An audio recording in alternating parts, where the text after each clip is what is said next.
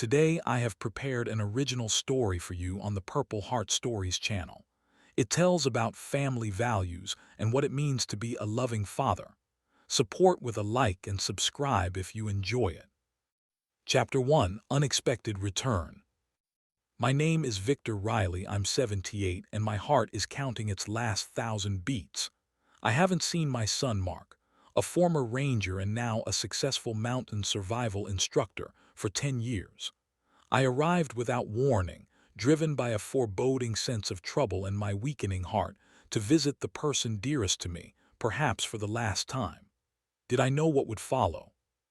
That my visit would open a festering wound, destroy his marriage to his beautiful wife Helen, and force us both to face the demons we had been running from all our lives. Damn, Vietnam taught me one thing: always stay alert. Because even in a paradise called Pine Ridge, snakes hide under every stone. I stopped my pickup on the side of the road, about 20 meters from the house. The worn Toyota that had been with me for the past 15 years protested with a screech of brakes and came to a halt. Killing the engine, I leaned back on the cracked leather seat and took a pill case from my breast pocket. "You're chewing your last pills, old man," I thought, feeling the familiar pain in my chest. Dr. Miller said I shouldn't worry, but I knew better. Only the dead have nothing to worry about. My time was running out, and that's why I was here.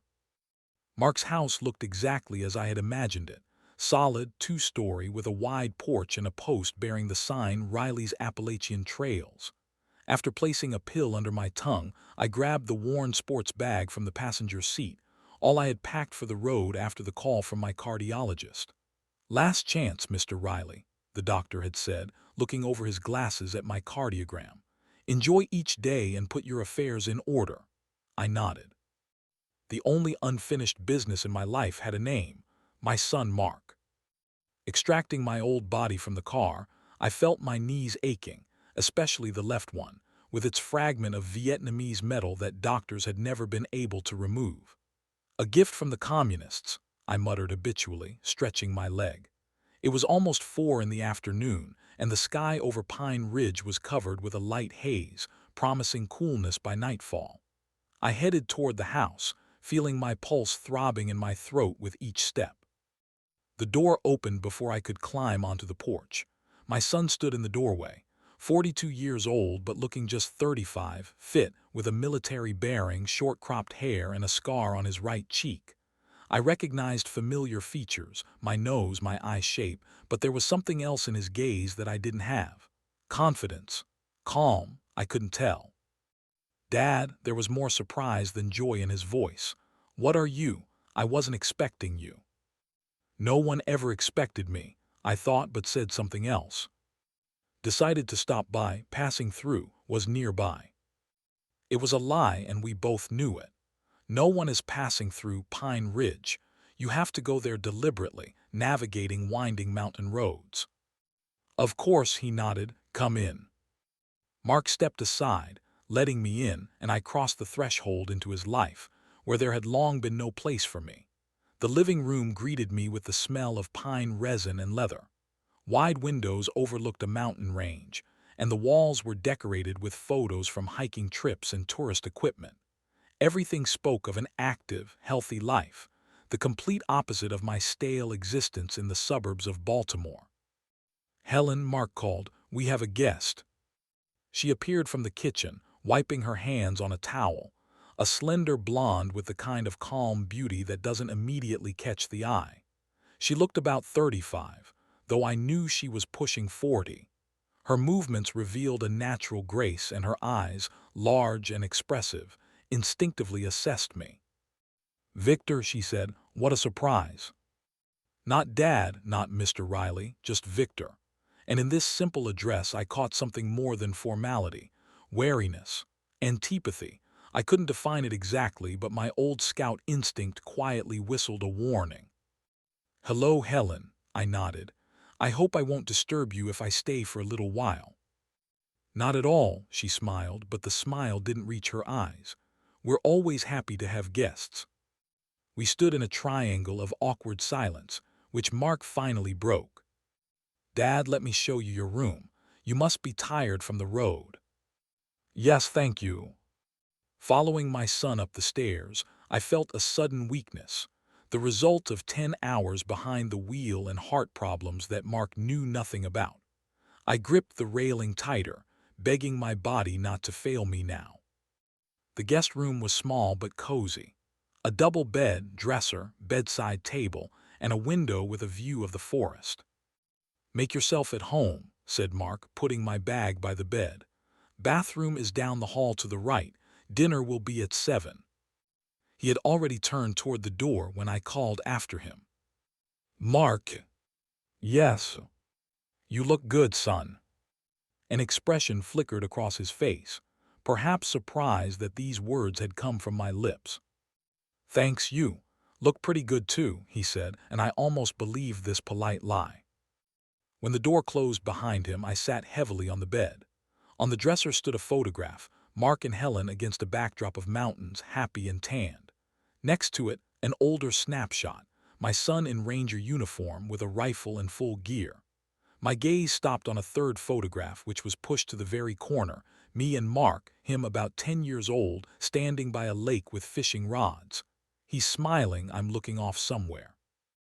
I don't remember when this picture was taken, and that said more about me than I wanted to admit.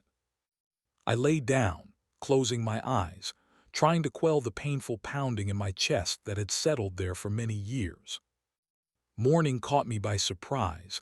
I had slept almost 12 hours, something that hadn't happened since I finished active service. The sun had already climbed high, flooding the room with golden light. Groaning, I got up from the bed, feeling my joints cracking. In the shower, I let hot water lash at the scars and wrinkles that had turned my body into a map of a lived life. I studied my face in the mirror, deep furrows on my forehead, gray eyebrows, prickly stubble. Maggie used to say I had beautiful eyes. I wonder if she would say that now. Coming down to the kitchen, I found Mark at the table with a cup of coffee and a tablet. Helen stood by the stove, turning something in a pan. "Good morning," I said, sitting across from my son. "Morning," Mark replied, looking up from the screen. "How did you sleep?" "Fine," I lied. No point telling him about the nightmares that came every night, burning jungles, screams of the wounded, the feeling of someone's blood on my hands. Helen put a plate of eggs and toast in front of me. "Coffee?" she asked. "Yes, thank you, black." She poured me a cup and walked away without saying another word. I noticed her rubbing her temple, as if in pain. "Everything okay, dear?" Mark asked. "My head is splitting," she answered. "I think it's the start of a migraine. I better lie down." "Of course," Mark nodded with concern. "Rest." Helen left the kitchen without even looking in my direction. Was it my imagination, or did she really quicken her step while passing me? Mark finished his coffee and looked at his watch. "I need to go," he said. "I have a meeting with equipment suppliers in Greenville. It's about an hour from here." "I see," I nodded, feeling a strange emptiness. What was I thinking coming here? That we would sit and talk like old friends. "Sorry, I didn't know you were coming," he added, apparently noticing my expression. "Otherwise, I would have rescheduled the meeting, but it's an important contract." "It's fine," I stopped him. "I'll find something to do." Mark nodded, shifting awkwardly from foot to foot. "There are guidebooks about the area in the living room drawer. The town is small but nice. Central Square, several shops, cafes. Don't worry, son, just do your business. I won't be lost." When the front door closed behind him, I was left alone in an unfamiliar house, feeling like an intruder. I wandered through the rooms, studying the life my son had built without me. In the office, route maps with markings, financial documents neatly arranged in folders. In the living room on the wall, awards and photographs from expeditions. Behind each image was a story I would never hear. Under a glass case on the mantelpiece lay Mark's Army dog tags and a medal for valor in combat, the one for an operation in the Hindu Kush Mountains, which I learned about from newspapers, not from him. On the shelf to the right stood a frame with a photograph of Mark and his comrades, all in camouflage, weapons at the ready. I knew that look, the look of people who had seen death and grown accustomed to its presence. The same look I saw every morning in my mirror. The house was immersed in silence, but it was a deceptive silence. Somewhere a floorboard creaked, quiet murmuring was heard. Helen must have been talking on the phone in her room. I remembered her pale face, the sudden indisposition that arose at the sight of me. Something was wrong, and my old instincts had never failed me. Sitting at home, feeling like a thief peeping into someone else's life, was unbearable. I decided to take a walk through the town Mark had mentioned. At the doorstep, I turned back, and my intuition told me to grab my phone with its camera function. Primitive, like everything in this decrepit device, but still functional. Who knows when it might come in handy for an old scout saboteur? Pine Ridge turned out to be exactly as I had expected. A small mountain town with a single main street, lined with a few stores, eateries, and offices. I walked slowly, memorizing the layout of buildings and faces of passers-by, an old military habit that hadn't disappeared after decades of civilian life. Police station, a brick building with a flag and worn sign, post office, a yellow house with a blue mailbox at the entrance. Highlander Health Pharmacy, cold remedies and insect sprays displayed in the window. A typical small town on the edge of the Appalachians, lost in time. On the central square was Millie's, a family diner, a cozy establishment with a red and white awning and metal tables outside. Deciding it would be good to get some food, I went inside, and the door with a bell jingled. Inside, it smelled of fresh pastries and coffee. The few patrons, apparently locals, looked up from their plates to give me curious glances. Strangers in such places were rare. I chose a table by the window, with a good view of the entire hall and street. The waitress, a plump middle-aged woman with a Betty name tag, brought a menu and smiled a professional smile. "First time in Pine Ridge?" "Yes," I replied, "came to visit my son." "Oh, who exactly? I know everyone here." "Mark Riley." Recognition flashed in her eyes. "Mark, wonderful young man. He has a tourist company, right? He took my nephew and his friends along the Blue Ridge last summer. They still talk about it." "Yes, he's a survival instructor."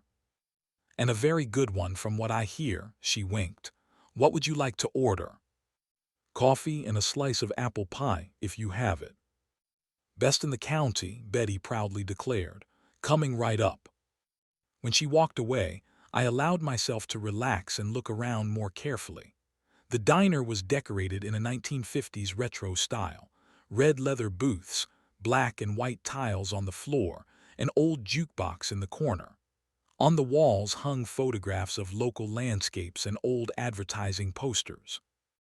Betty brought my order, and I was just about to taste the pie when I happened to glance at the far corner of the establishment. What I saw made me freeze with fork in hand. In a dim niche, almost hidden from most patrons, sat Helen. The same Helen who an hour ago was lying at home with a terrible migraine. And she wasn't alone. Sitting across from her was a tall man in a police uniform with sheriff's chevrons, a broad-shouldered blonde with military bearing and an inscrutable face. They were talking, leaning toward each other across the table, their hands touching, and then, I couldn't believe my eyes, she leaned in and kissed him with such obvious passion that I had to look away. My first reaction could be described as complete confusion. Maybe they had some special arrangements in their marriage, open relationships. But then I noticed how Helen looked around, as if afraid of being seen. This was not the behavior of a woman who wasn't hiding her relationships. I turned to the window, using the reflection in the glass to continue observing. They were exchanging some papers. Helen took an envelope from her purse, which the sheriff quickly looked through and hid in his inner pocket. Then he handed her a folded sheet, which she, without reading, put in her bag. I had to decide what to do with this information. Tell Mark, but what exactly? Your wife is kissing the sheriff and exchanging documents with him. Without context, it could look like simple jealousy from an old man trying to quarrel his son with his daughter-in-law. I slowly finished my coffee, left money on the table, and walked out unnoticed, not waiting for change. I needed to gather more information before drawing conclusions. On the way home, I chose a route along the river, hopping to clear my thoughts and calm my quickened heartbeat. The old stone bridge ahead offered a good view of the valley. I decided to stop there to catch my breath. But before I could reach the bridge, I noticed a familiar figure. Helen was standing at the parapet, checking her watch. Instinctively, I stepped back into the shadow of overgrown bushes, thanking fate that I hadn't entered her field of vision. A minute later, a short, nervous man in a denim jacket approached her, despite the warm day. They exchanged a few phrases, and I noticed Helen looking around, checking for witnesses. At that moment, a third person joined them, the sheriff, seemingly materializing out of thin air. He took a small package from his pocket and handed it to the nervous man, who instantly hid it under his jacket. In return, the man handed the sheriff an envelope, which he didn't even bother to check. I froze, afraid of attracting attention with a snapping twig or rustling leaves. My entire being screamed that I was witnessing a drug deal. I wasn't a naive person and knew what the transfer of illegal substances looked like. I had seen enough such exchanges in Vietnam and later, working as a security guard in rough neighborhoods of Baltimore. But what was my son's wife doing in this scheme? Why was the sheriff, a man obligated to fight drug trafficking, participating in it himself? And most importantly, did Mark know about this? While I was frantically considering the situation, the trio dispersed. The man in the denim jacket quickly walked toward the bus station, the sheriff got into his patrol car, and Helen headed to a silver SUV parked nearby. I took out my phone and, using the zoom, took several pictures. The quality was poor, but the faces were distinguishable, as was the fact of the package being handed over.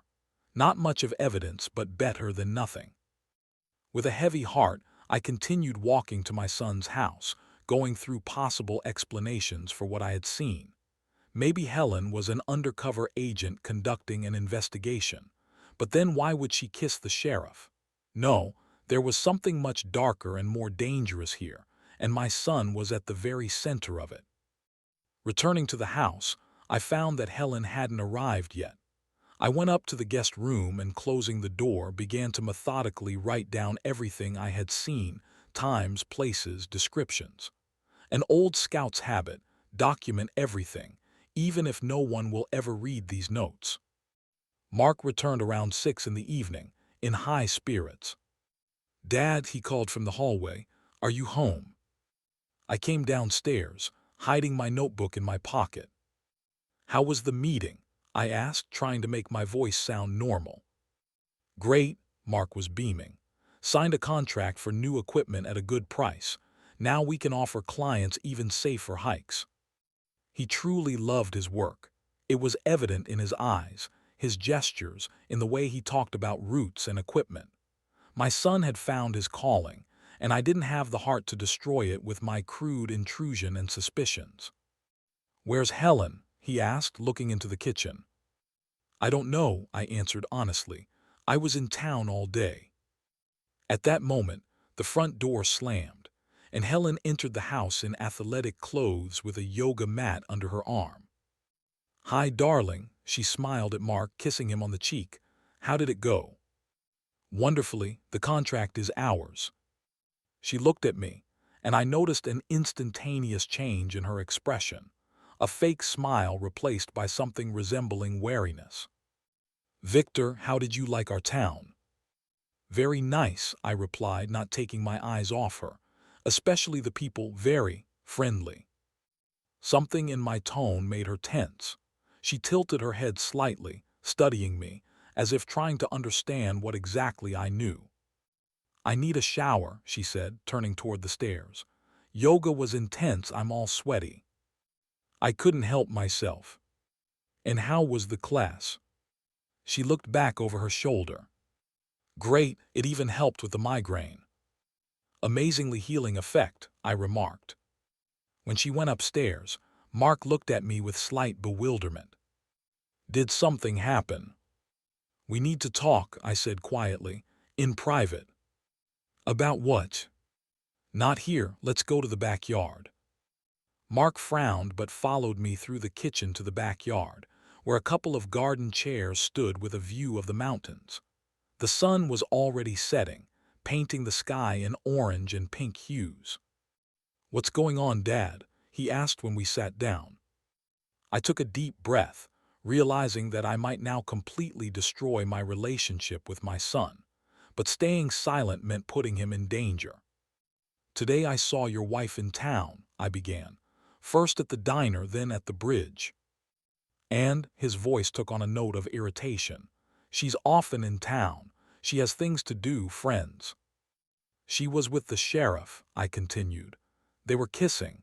I don't want to imply anything, but it all looked like she's cheating on you, son."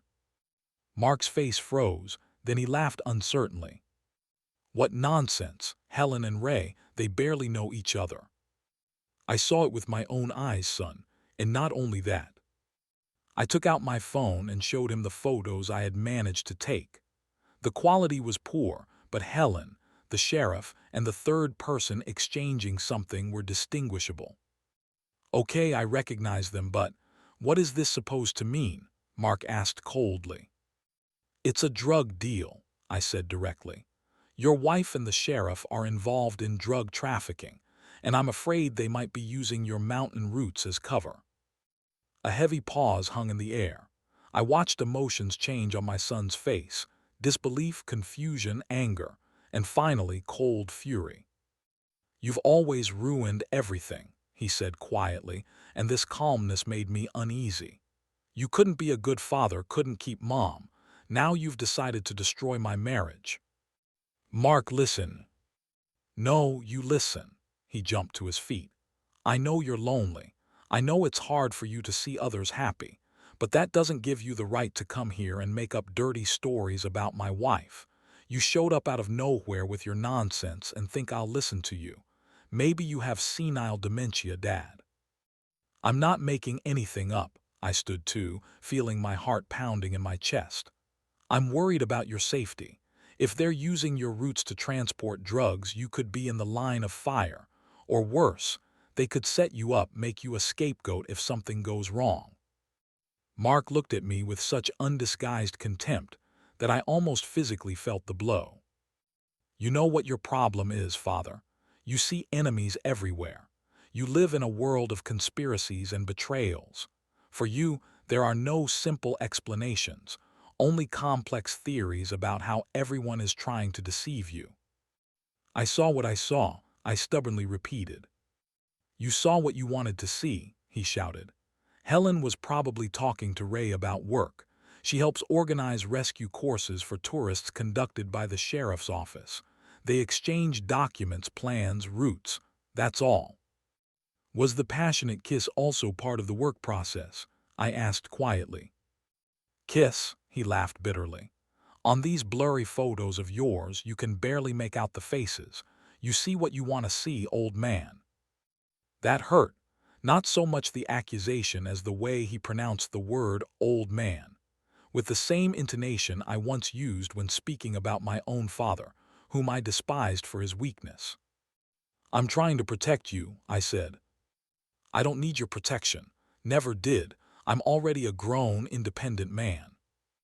Mark turned and went into the house, leaving me alone in the backyard. I remained standing, looking at the sunset that had painted the mountains blood red. Something had broken between us, perhaps forever. It had all gone so wrong. I returned to the house a few minutes later. Muffled voices came from the bedroom upstairs, Mark and Helen arguing. I couldn't make out the words, but the intonations were obvious. He was asking questions, she was denying, her voice sounding offended and outraged. I went up to the guest room and sat on the bed, feeling shattered. Maybe I really was wrong. Perhaps years of paranoia and loneliness had distorted my perception, and I saw threats where there were none. But then I remembered Helen's cold, calculating eyes, her instant transitions from migraine to active pursuits, the strange expression on the sheriff's face, the nervousness of the third participant in the deal. No, I wasn't wrong. and my son was in danger. The door swung open without a knock. Mark stood on the threshold, his face distorted with anger. "Get out," he said quietly but firmly. "Father, your interference in our family is unacceptable. I want you gone by tomorrow morning." I stood up, feeling the blood rushing to my face. "You can't just throw out your own father." "I can," he cut me off. "You arrived uninvited, accused my wife of infidelity and involvement in drug trafficking, insulted my good acquaintance, Sheriff Donnelly. You have no evidence except blurry photos and your sick fantasies. I don't want to see you anymore. Not tomorrow, not ever." He slammed the door with such force that a photograph fell from the wall. I picked it up, the cracked glass crossing our faces on that old snapshot by the lake. The dull pain in my chest returned with new force. I sat on the bed, took out my pill case and swallowed the medicine. My chest felt as if it were in a vice, and for a moment I thought this was it, the end. But the attack subsided, leaving behind cold sweat and trembling hands. I wasn't planning to leave. I couldn't leave my son in danger, even if he hated me. Something was happening in Pine Ridge, something dark and dangerous, and Mark was at the epicenter without realizing it. Instead of packing my things, I took out a notebook and began methodically recording facts. License plate numbers for Helen and the sheriff, the time of their meeting, a description of the third person. I drew a rough map of the town, marking the places where meetings took place and possible escape routes.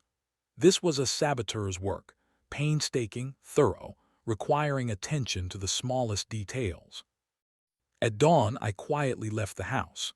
But instead of heading east to the highway leading home, I went in the opposite direction, to the roadside Pine Cone motel on the outskirts of Pine Ridge. The girl at reception didn't even look up from her magazine when I asked for a room. "How many nights?" was all she asked. "Not sure yet," I replied. "Let's start with a week." $40 a night," she said, handing me a key. "Room 8 at the end of the hall. Breakfast from 7 to 9, but don't count on much, just coffee and donuts."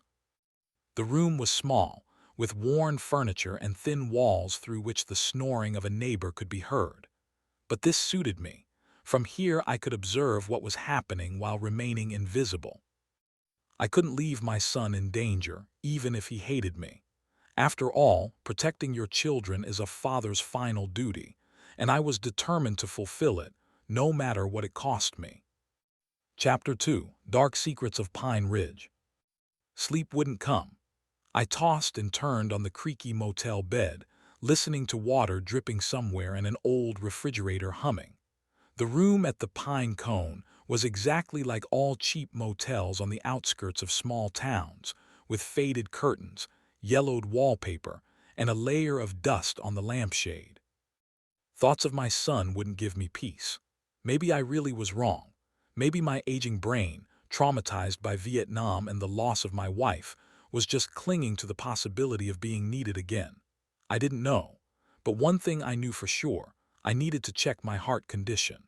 The cardiologist in Baltimore had been damn serious when talking about a possible outcome, and I didn't want to kick the bucket before making sure Mark was all right. The Pine Ridge District Hospital was located in a 3-story red brick building with white columns, typical 50s architecture. Inside it smelled of antiseptic and old furniture.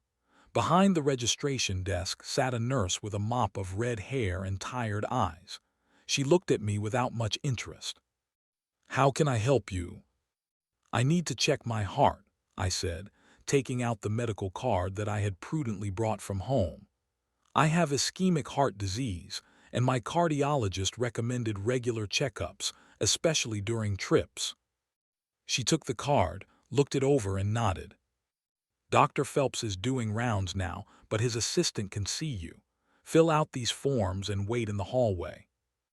I sat on a plastic chair and began filling out the forms, watching the staff from the corner of my eye. I was more interested in the control of medication circulation than my heart. The first signs of serious drug trafficking always manifest in hospitals: disappearance of certain drugs, strange supply disruptions, prescriptions written for non-existent patients.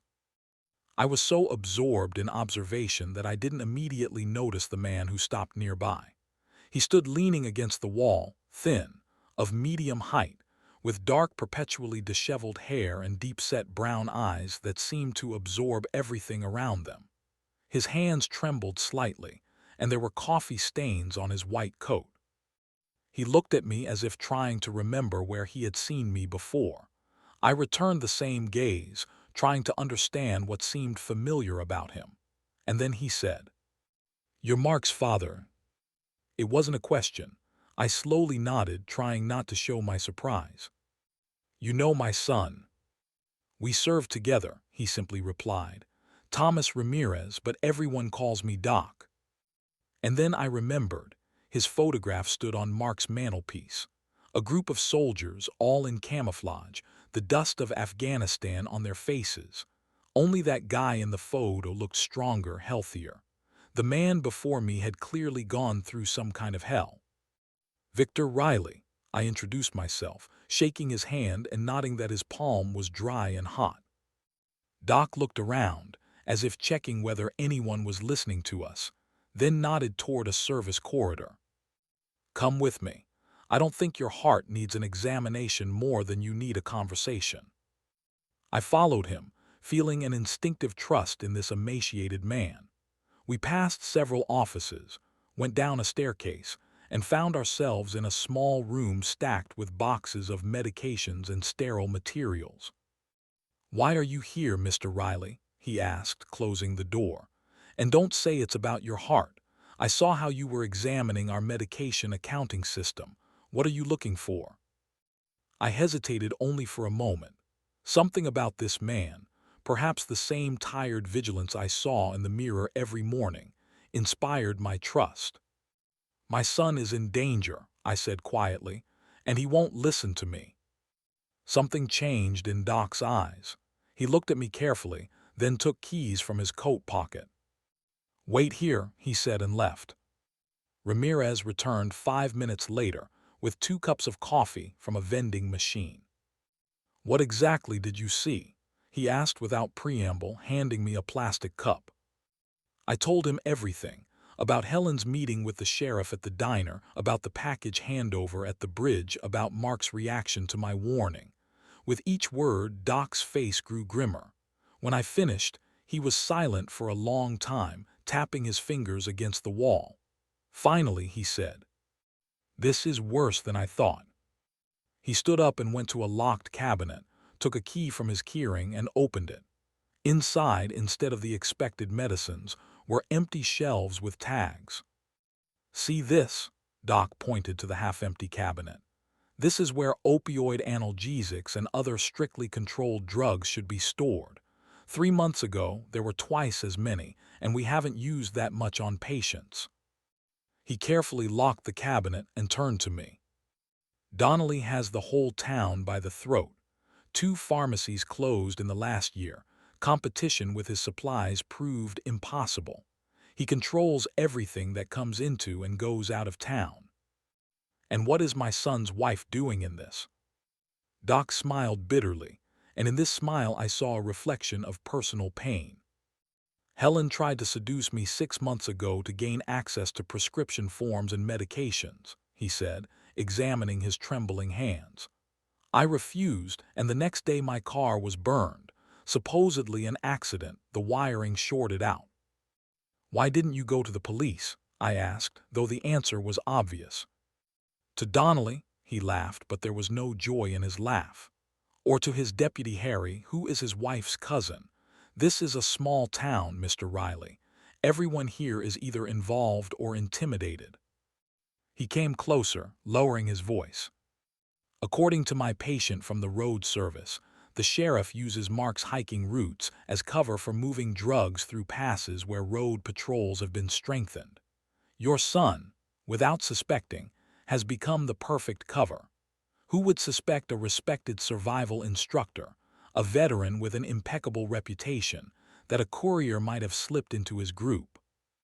Something cold and heavy settled in my chest. "Mark has nothing to do with this," I said firmly. I know, Doc nodded. Mark is a good man. His voice faltered. He pulled me out of addiction hell after I returned from Afghanistan. When everyone turned away, he was there, made me get treatment, found me a job. I owe him an unpayable debt. But I couldn't do anything when he brought this woman and introduced her as his fiancée. She charmed him, and I was too weak to change anything. I remembered Helen's brown eyes, cold, calculating, and understood that she could indeed charm my son, who was starved for family warmth. We need evidence, I said. Otherwise Mark will never believe. Doc carefully looked out into the corridor, made sure no one was there, and closed the door more tightly. I'll help you, he said. But I must warn you, if Donnelly finds out we're digging into him, we'll both end up in body bags deep in the Appalachians. I grinned, feeling something long forgotten awakening in me, the thrill of the hunt. Son, I survived Vietnam when your parents were still in school. I'm not so easy to pack into a bag. The next 2 days, Doc and I became a real surveillance team. He had a directional microphone that we modified to record conversations at a distance. I bought binoculars, camouflage netting, and 2 walkie-talkies at the hardware store. Doc borrowed an old maintenance van from his friend, which we could use to move around town inconspicuously. We divided responsibilities. Doc watched Helen, and I observed the sheriff. Every evening we met in my room, comparing notes and building a complete picture. Amazing how quickly old skills return, I thought, setting up an observation point on a hill overlooking the sheriff's office. As if these 50 years hadn't happened, and I was again a lieutenant of a reconnaissance company, tracking Viet Cong movements in the jungle. On the second day of observations, Doc and I parked the van across from Mark's company office. From behind tinted windows, we recorded everything that happened. How Helen arrived before everyone else, how she copied documents, how she hid something in her purse before the employees arrived. At noon, she went to the supermarket, and we followed her at a safe distance.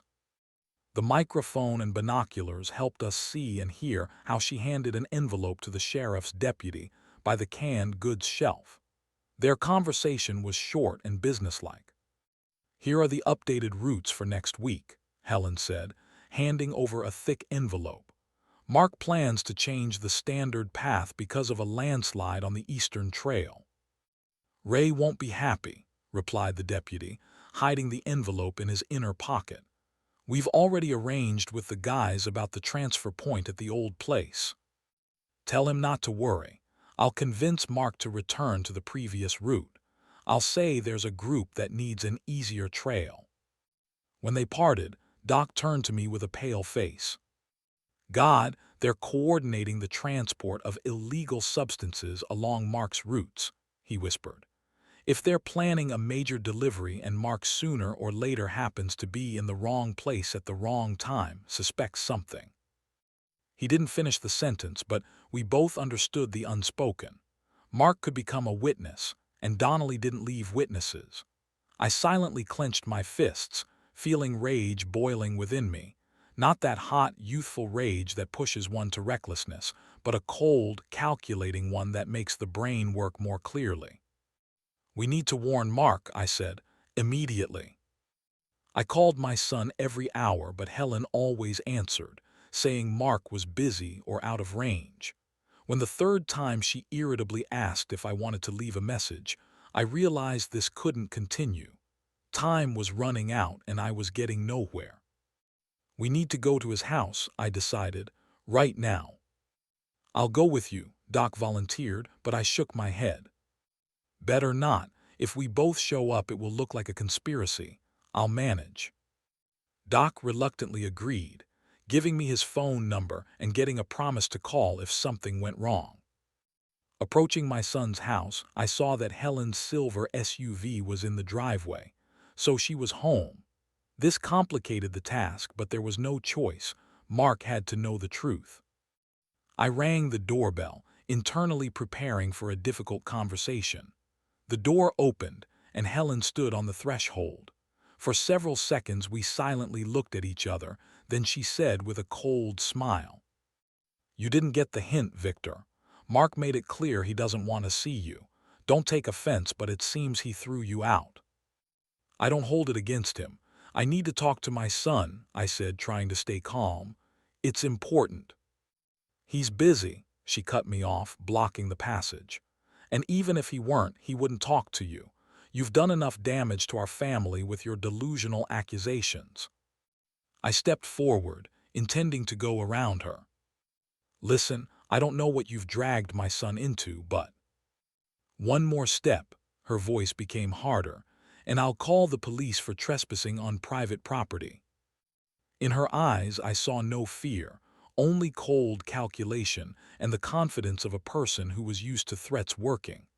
I stepped back, but I wasn't giving up. "Helen, think about what you're doing. If Mark finds out the truth—" "He already knows your truth," she interrupted, "and he made his choice. Get out." As I was walking to my car, I heard the sound of an approaching vehicle.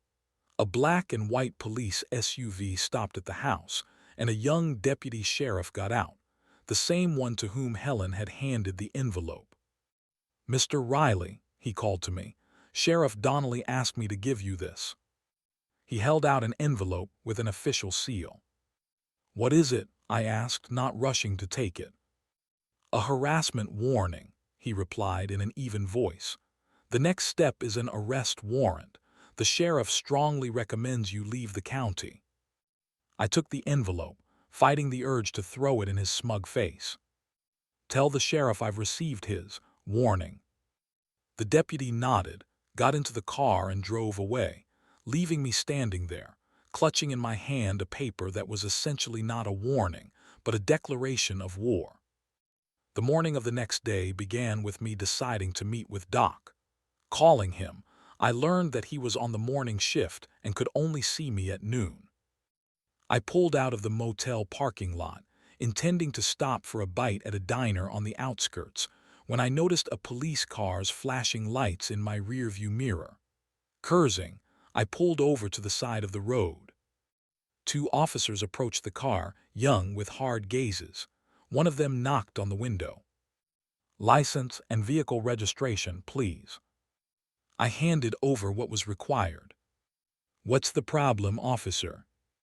"Routine check," he replied, examining my documents. "Step out of the vehicle, please." I complied, knowing it was pointless to argue. They were clearly looking for a reason to arrest me.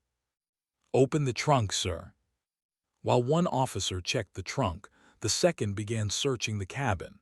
After a few minutes, he straightened up, holding a small bag with white powder. "Look what we have here," he said with feigned surprise. "Looks like something illegal. At your age, Gramps." "That's not mine," I said, feeling cold fury giving way to anxiety. "You planted it yourselves." "They all say that," the officer smirked. "Turn around and put your hands on the hood."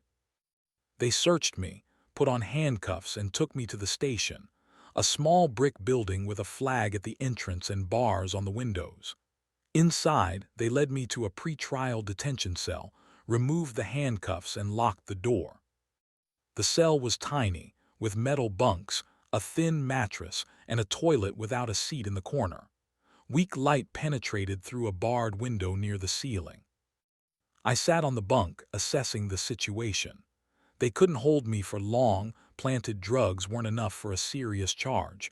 There weren't even my fingerprints on them, and my biography was impeccable. This was just a way to intimidate, to show power. After an hour, the cell door opened, and Sheriff Donnelly appeared on the threshold, a tall blonde with military bearing and cold blue eyes. He looked at me with a slight smile that didn't reach his eyes. "Mr. Riley," he drawled, "you don't understand hints." "But I do understand planted evidence," I replied, looking him straight in the eye. He laughed as if he had heard a good joke. "What evidence?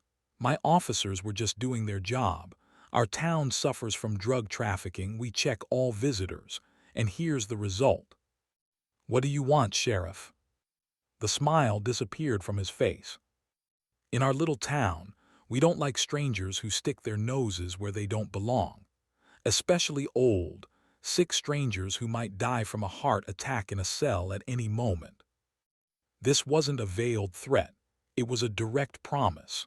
I realized I was unlikely to get out of here unless someone intervened from outside. And as if in answer to my thoughts, loud voices were heard in the corridor, and after a few seconds, Doc Ramirez appeared in the cell doorway. He was in a white coat, with a stethoscope around his neck, and looked like the embodiment of medical authority.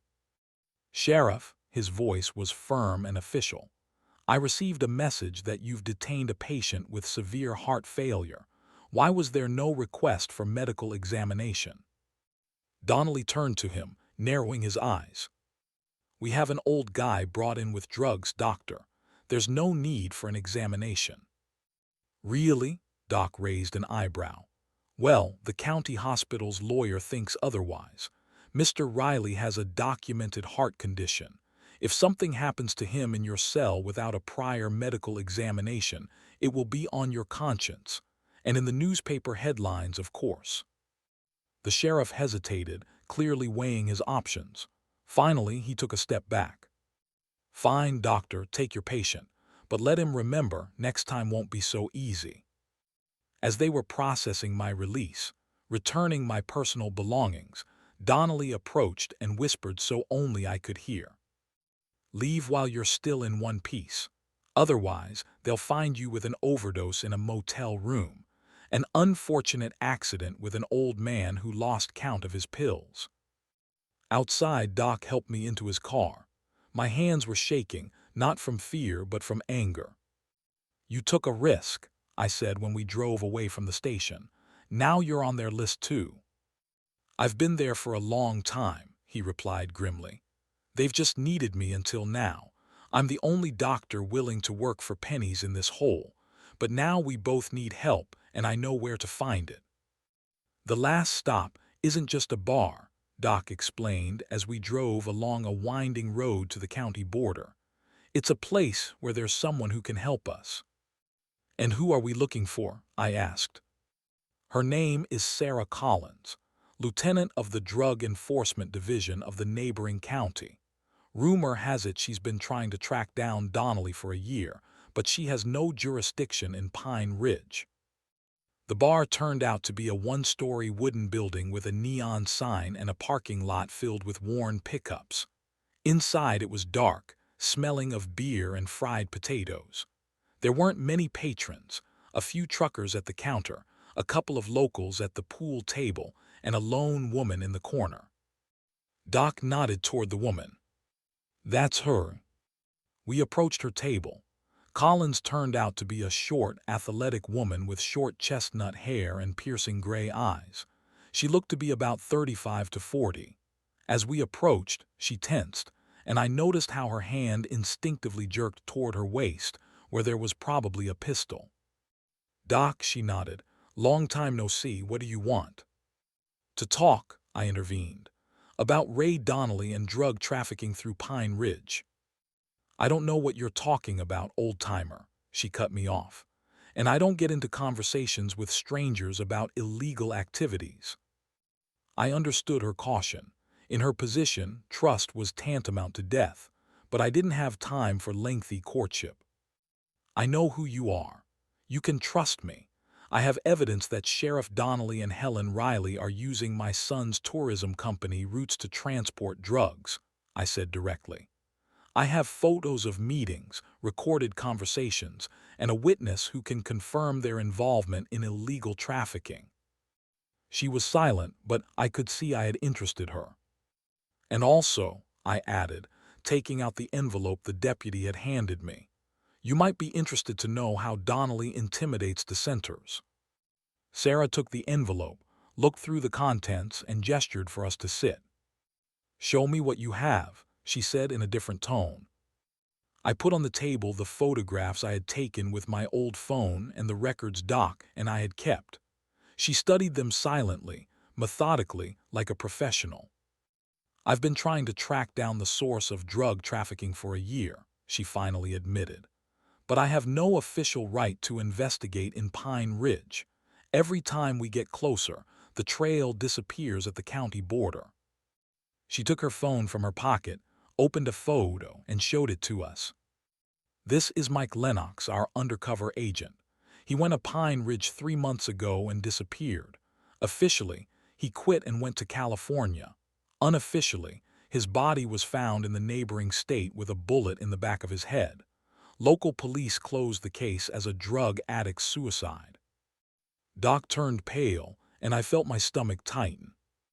Donnelly isn't just a corrupt cop, Sarah continued. He's a dangerous psychopath. He has his people everywhere and he'll stop at nothing. What should we do? Asked Doc.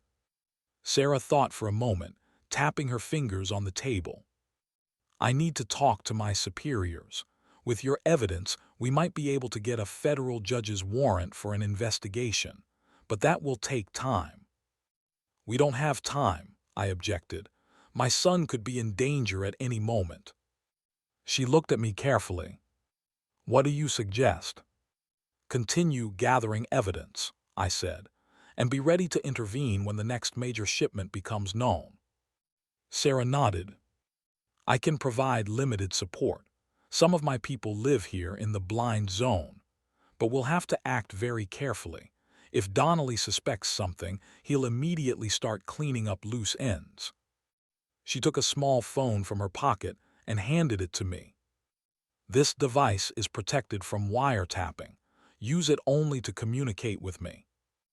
As we were leaving the bar, Sarah put her hand on my shoulder. Your son is in real danger. They don't leave witnesses. I know, I replied, feeling the weight of these words pressing on my heart. That's why I'm here. In the twilight, Doc and I returned to Pine Ridge, knowing we had entered a game where the stakes were not only our lives but also my son's life. And for the first time in many years, I prayed, not to God, in whom I had long ceased to believe, but to my old scout instincts, which had never failed me. Chapter 3: Abduction. I spent a sleepless night at the motel, going over the meeting with Sarah Collins in my head. She had promised to stay in touch through the secure phone, but warned that obtaining federal warrants was not a quick process, and Donnelly was becoming more suspicious. He's covering his tracks, she said at parting. These words kept me awake. Rain drummed on the motel roof, counting time, of which we had less and less. I lay looking at the ceiling, thinking about Mark. My son, my blood, as stubborn as I am. Could he have suspected something himself? Or had his blind love for Helen completely clouded his judgment? My question was answered the very next day. Doc called early in the morning, his voice sounding excited. Mark called me an hour ago, wants to meet at the last stop at noon, says it's urgent. My heart skipped a beat. Is he all right? Sounded strange, tense, said he found something I need to see. I'll go with you, I said decisively. No, Doc objected. He specifically arranged the meeting outside the county, meaning he's afraid of being seen. If he sees you, he might leave altogether. Let me talk to him first. I reluctantly agreed, though I hated the thought of inaction. Doc promised to call back immediately after the meeting and hung up. The next 4 hours I spent like a caged animal, packing the room, looking out the window, checking the secure phone. Doc called at exactly 2 in the afternoon. He knows, were the first words Ramirez said. At least he suspects. What happened? Mark discovered discrepancies in the company's financial reports, and also, when he was checking the equipment warehouse, he found a backpack with a false bottom. Inside were traces of white powder. I cursed under my breath. That's not all, Doc continued. He noticed Helen acting strangely, ending phone calls when he appears, making up reasons to change planned routes. He remembered your warnings. Did he believe me? I held my breath. Not exactly, he said.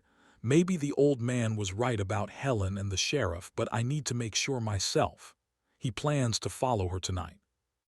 A chill ran down my spine. That's too dangerous, if they realize he suspects them. I told him the same thing, Doc sighed. But you know Mark just as stubborn as you. Yes, I knew my son. Even growing up without my influence, he had inherited the worst traits of my character, unwavering stubbornness, and the need to figure everything out on his own. Where is he now? Went back to Pine Ridge. Said Helen is supposed to meet someone in the evening and he wants to follow her. I felt my chest tighten. This was bad, very bad. We have to warn him. He turned off his phone. Doc sounded guilty. Said he was afraid of wiretapping, promised to get in touch tomorrow. I clenched my fists so hard that my nails dug into my palms. Tomorrow might be too late. Late that evening, Doc and I parked in dense forest on a hill overlooking Mark's house.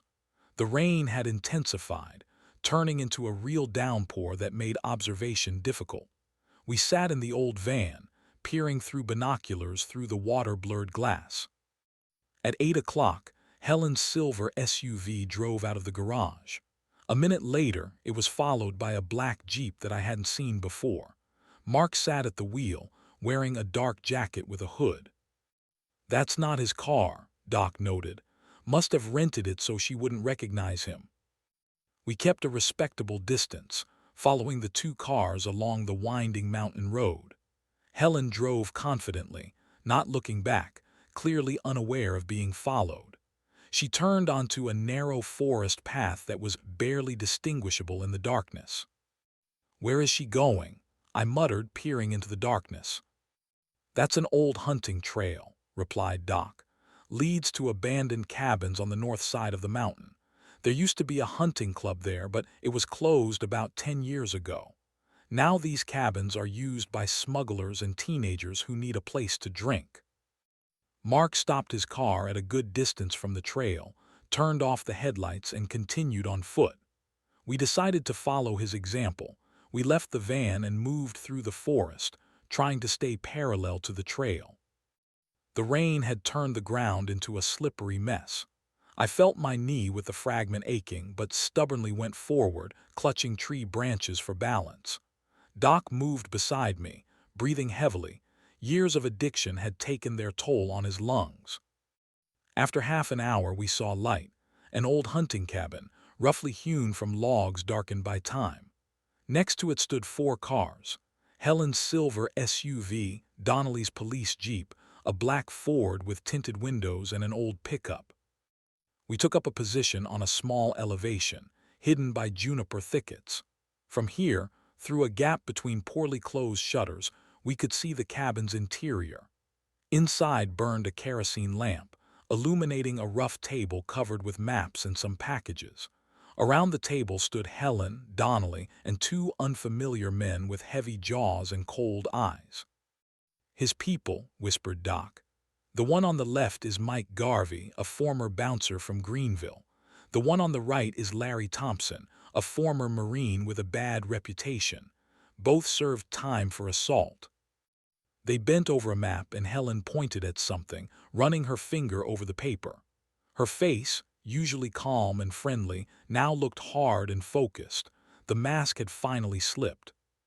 Here at Bear Creek is the perfect spot, her voice reached us.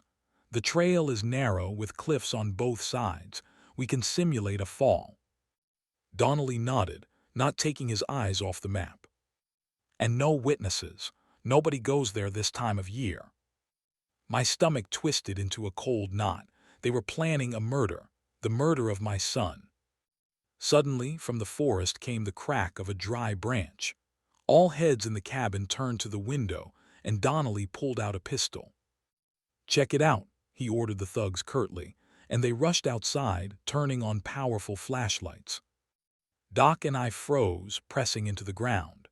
Beams of light slid across the thickets, approaching our hiding place. One of Donnelly's men walked literally a meter away from us, but the rain and darkness concealed our presence. Someone was there, shouted the second thug, pointing to trampled bushes. The trail leads toward the road.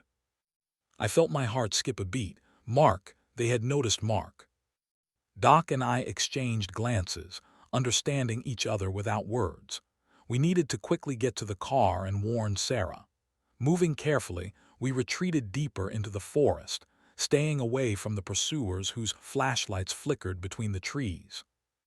When we were almost at the van, shouts erupted in the forest, then a dull thud and choice swearing. "They caught him," muttered Doc, turning pale. I clenched my teeth, fighting the urge to rush to help. There were 2 of us against 5 armed people, not counting Helen. A direct confrontation would end quickly and badly. "We need to call Sarah," I said, pulling out the secure phone. "There's no signal in these mountains." Doc shook his head. "We need to get to the main road." We reached the van and drove to the highway, constantly looking back, no police car following us. Once in the signal zone, I immediately dialed Sarah's number. "They've got my son," I said without preamble, "in the old hunting cabin in the northern part of the preserve." "My guy just reported activity in that area," she replied. "I'm on my way. Where are you?" 10 miles from the cabin, on Highway 14. "Stay there. I'll send someone to get you." "No time," I objected. They were talking about an accident at Bear Creek, planning to stage Mark's fall from a cliff. A heavy pause hung in the receiver. "Listen to me carefully," Sarah finally said. "Don't do anything stupid. I'm gathering a team, but it will take time. Help will be here in 2 hours, not sooner." "In 2 hours it might be too late," I argued. "If you burst in there without backup, everyone will die. You, your son, Dr. Ramirez. Donnelly doesn't leave witnesses." I understood her logic, but I couldn't just sit and wait while my son was in danger.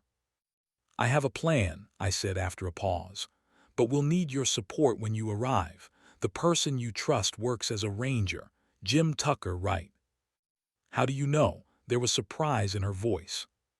"My work in Vietnam," I answered briefly. "Learning what I shouldn't know.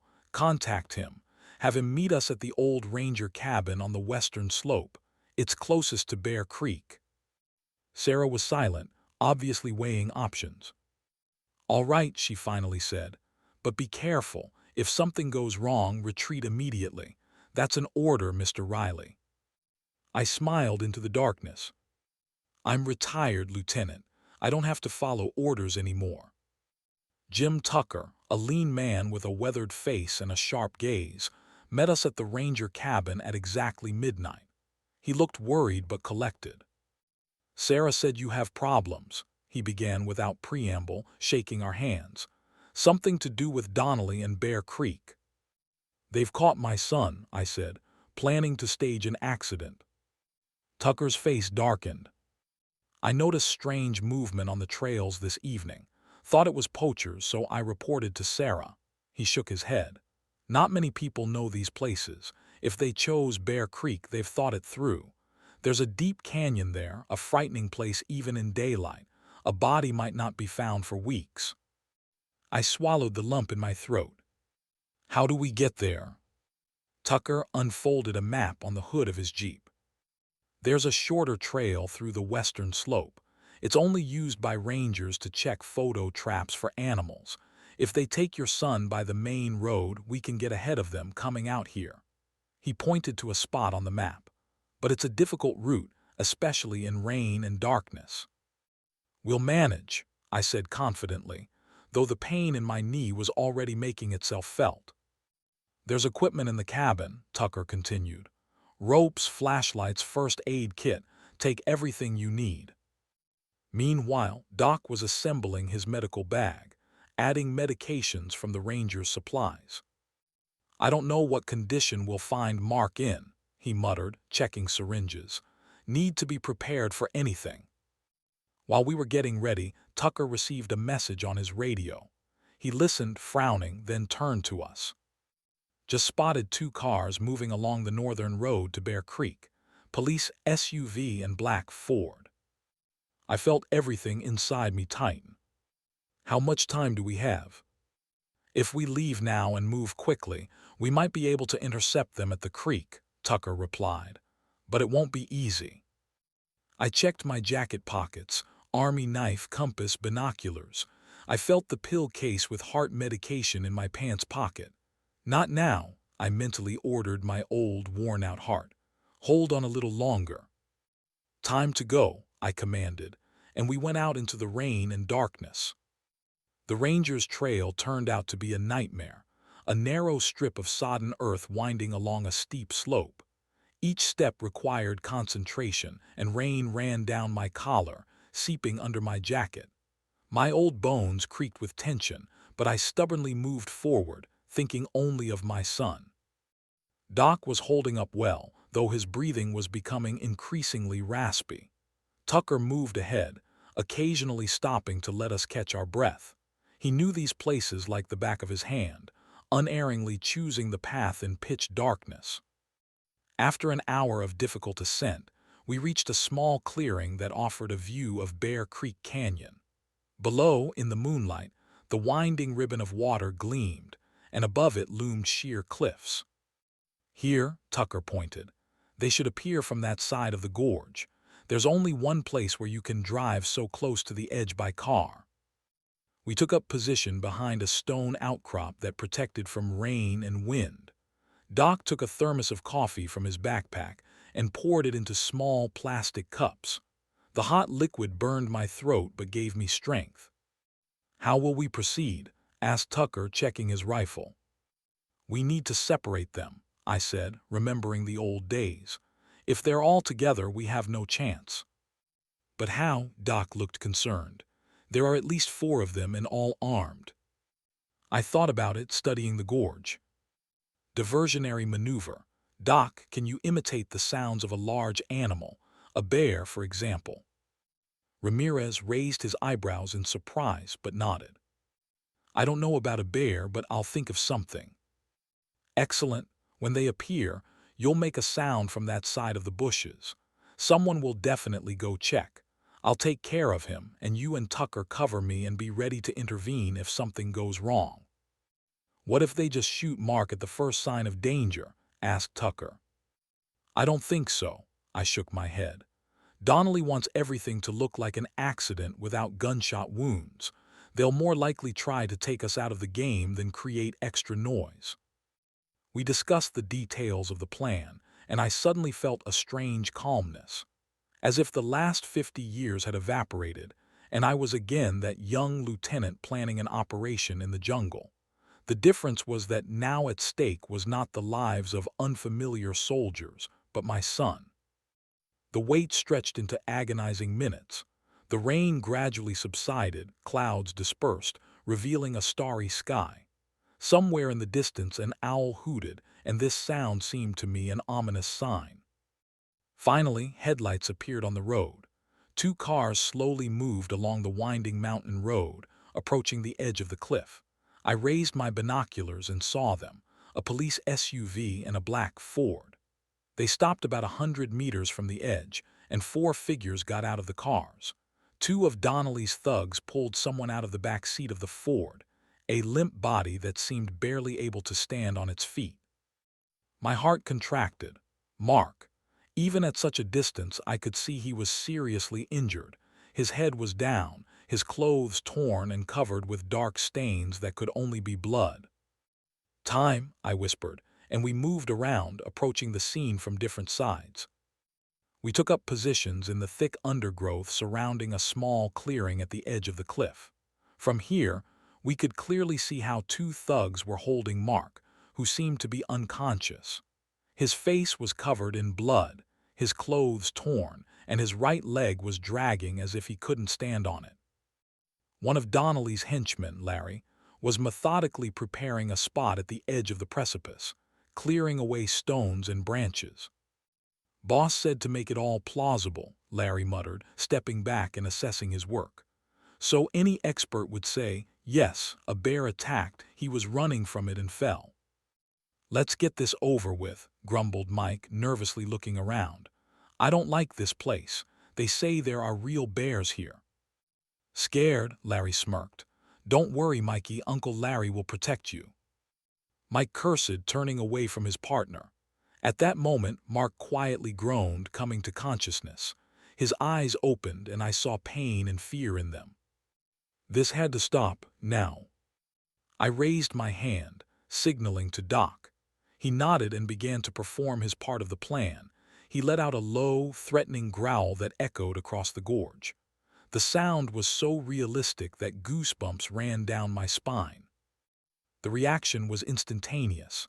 Larry and Mike froze, looking at each other in alarm. "What was that?" whispered Mike, nervously grabbing his pistol. "Sounds like a bear," replied Larry, also drawing his weapon. "Check it out, I'll stay with the guy." Mike headed in the direction from which the sound came, illuminating the path with a flashlight. His hand with the pistol was trembling, betraying his nervousness. He was approaching the place where Doc was hiding, who again growled, this time closer. Doc growled once more, now from a different direction, confusing him. Mike panicked, started spinning in place, trying to determine the source of the sound. This was my chance. While Larry's attention was diverted to his partner, I silently crept up from behind, using bushes as cover. My old bones protested against such acrobatics, but scout experience and adrenaline did their job. I was right behind Larry's back when he was perplexedly peering into the darkness.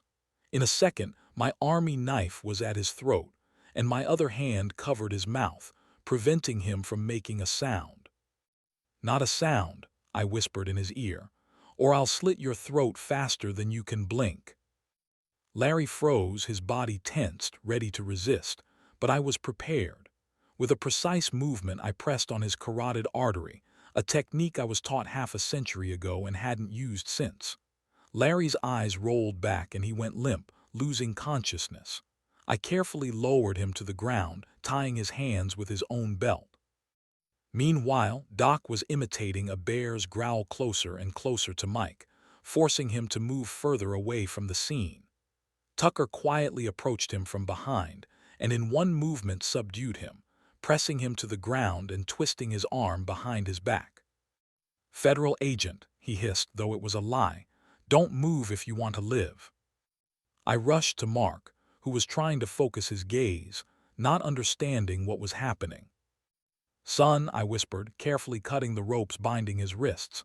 "It's me, you're safe." Mark blinked, trying to understand who was in front of him. His face was covered with dried blood, his eyes swollen, his lips split. "D-Dad," he finally pushed out, "you came." "Of course I came," I said, feeling a lump rising in my throat. "I'll always come for you." Mark tried to smile, but instead winced in pain and lost consciousness. I caught him, not letting him fall, and at that moment Doc was beside me, quickly checking his pulse and pupils. "Concussion, 2 broken ribs, multiple bruises," he diagnosed. "Need to get him to safety immediately and provide care."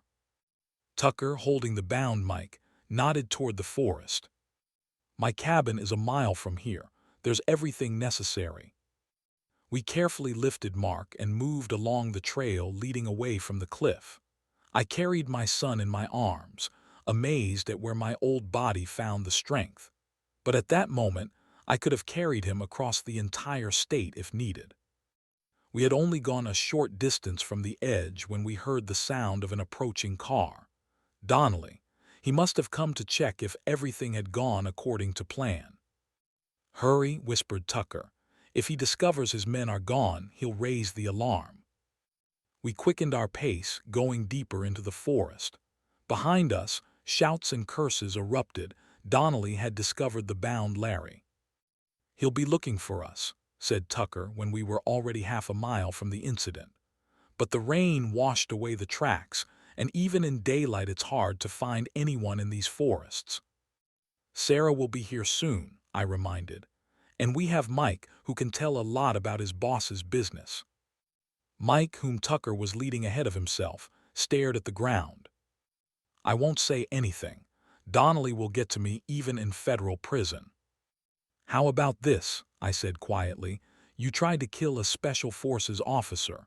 Mark is a war hero. Do you think they'll just let you go after that?"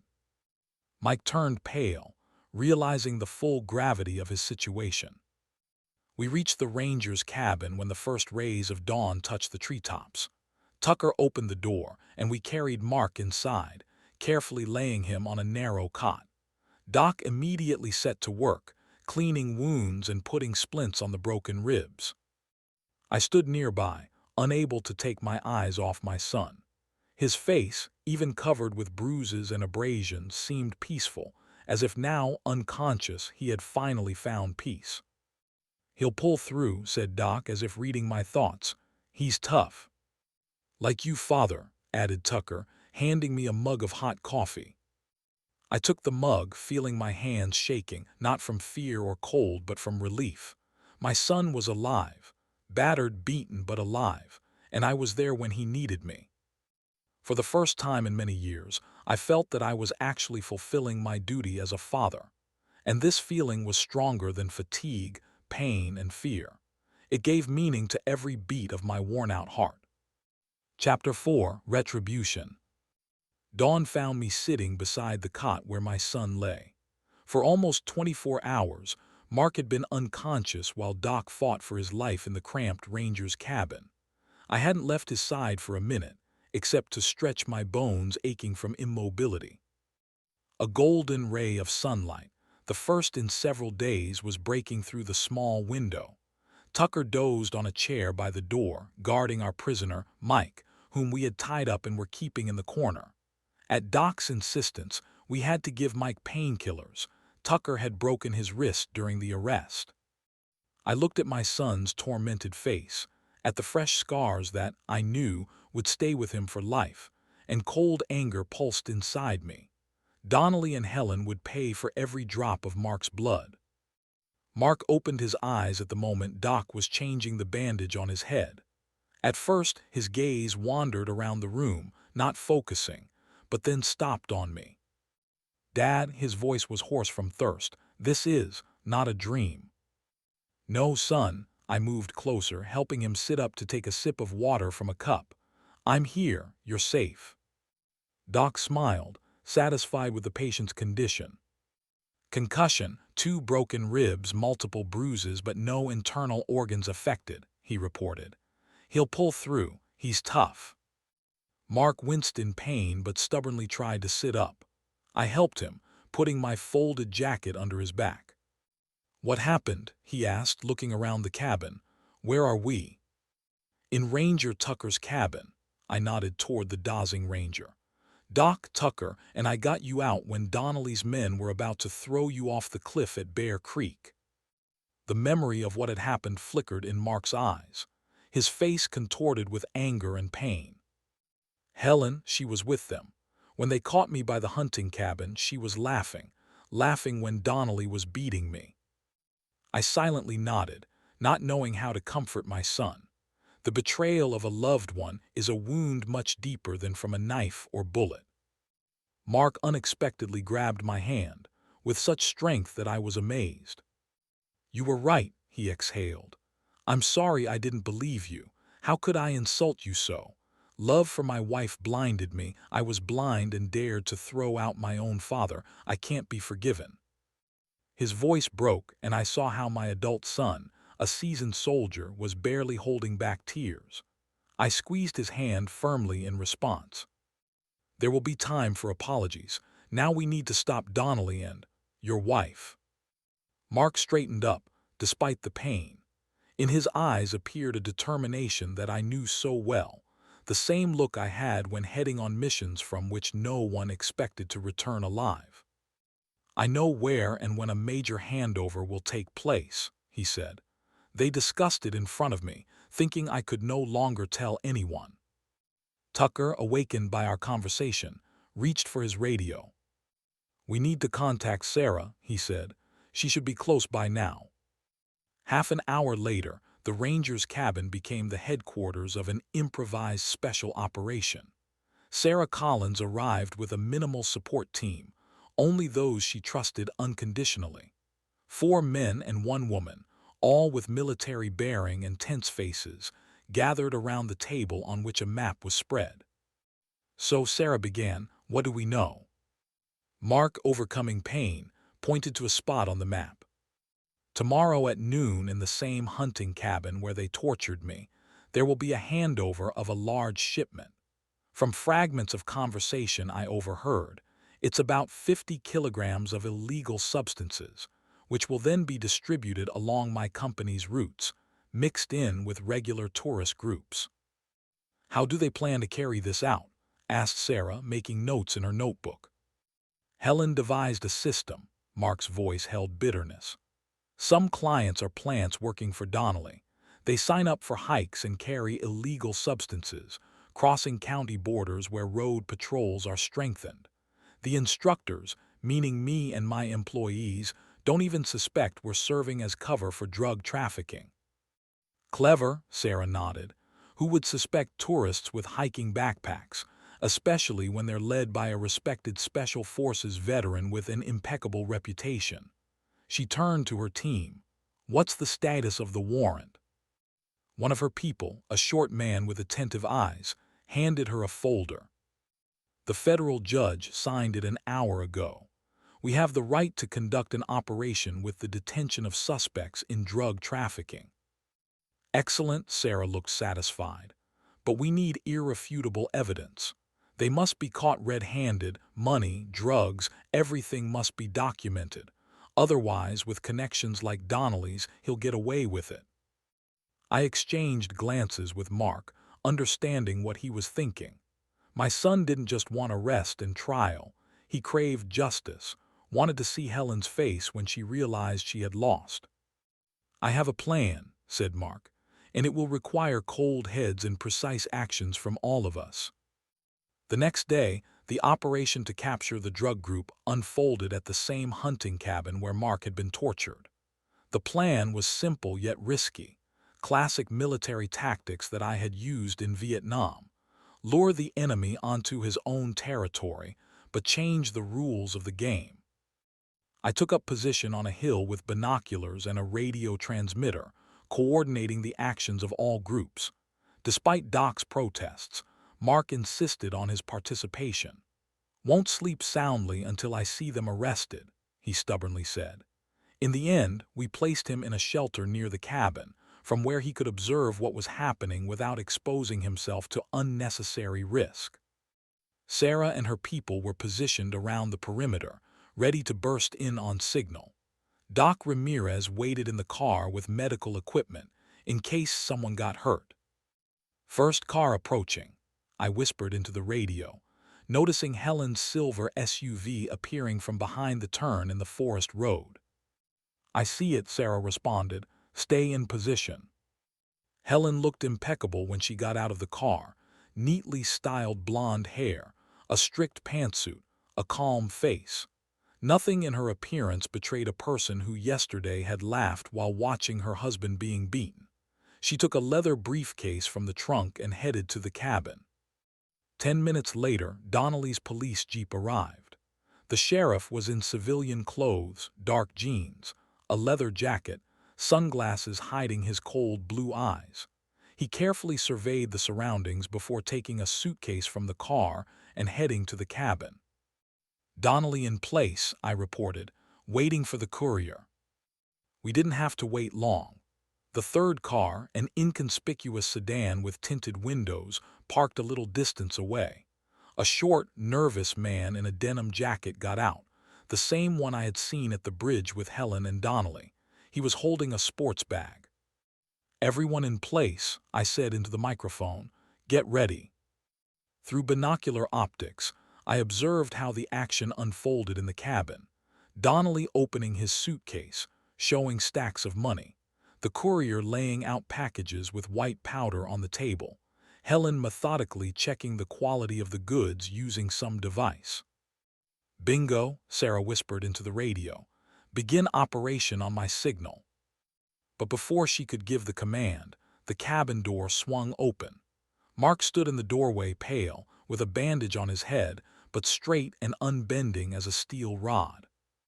Hello, darling.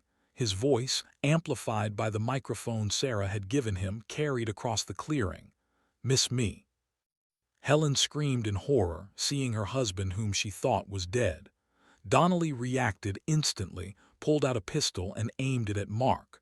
But I was already halfway to the cabin, circling it from the back.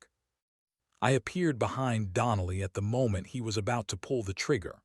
My army knife with surgical precision plunged into his wrist, forcing him to drop the weapon. Vietnamese trick, I grinned, kicking the pistol away. Never fails. Donnelly turned to me with a growl, but instead of a frightened old man, before him stood a Special Forces veteran who had caught his second wind. We grappled in a brief, fierce fight, and I was surprised to find I still remembered hand-to-hand combat techniques I was taught half a century ago.